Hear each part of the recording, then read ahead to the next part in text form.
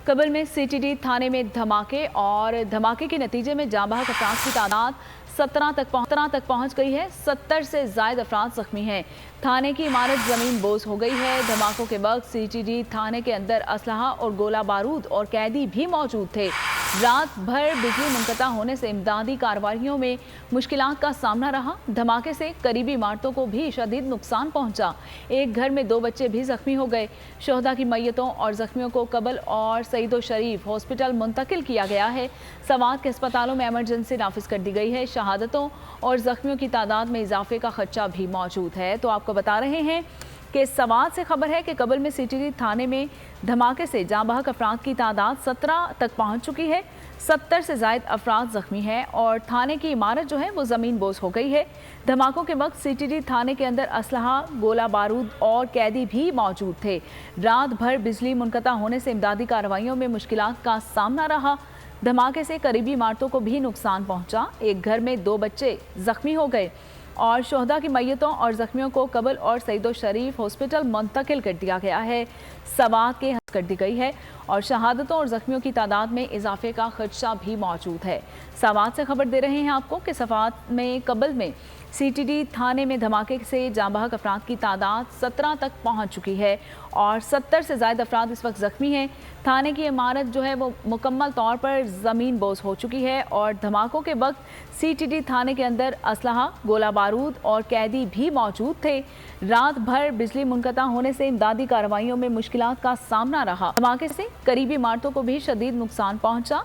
एक घर में 2 बच्चे जख्मी हो गए। मज़ीद तफसीलात जानेंगे अपने नुमाइंदे आसियत अनवर से। अनवर, ये बताइएगा कि इस वक्त मौजूदा और ताज़ा तरीन सूरत हाल क्या है वहाँ पर?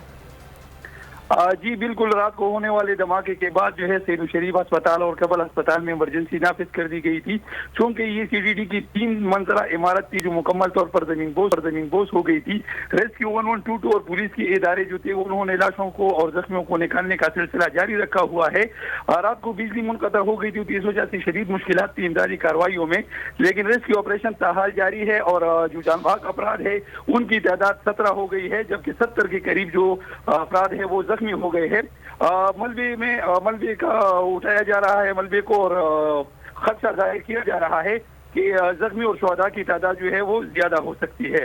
जी सैयद, ये बताइएगा कि जो इतलात मौसूल हो रही हैं कि ये धमाका नहीं है, ये जान गफलत के बायस ये किया गया है, आप बताइएगा क्या इतलात हैं इस हवाले से मज़ीद?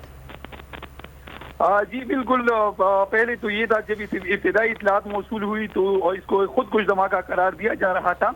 ताहम जब DPO स्वात ने स्पॉट पे आके फिर ये दावा किया है कि ये बेसमेंट में अंदर जो पुराना असलहा था जिसमें मॉर्टर गोली भी थे और हैंड ग्रेनेड भी थी जो सीटीडी ने मुख्तलिफ मौकों पर ऑपरेशन के दौरान बरामद किए थे, वो थाने के बेसमेंट में पड़े थे और वो पट गए हैं, जिसकी वजह से ये इमारत जमीन बोझ हो गई है और ये हादसा पेश आया है।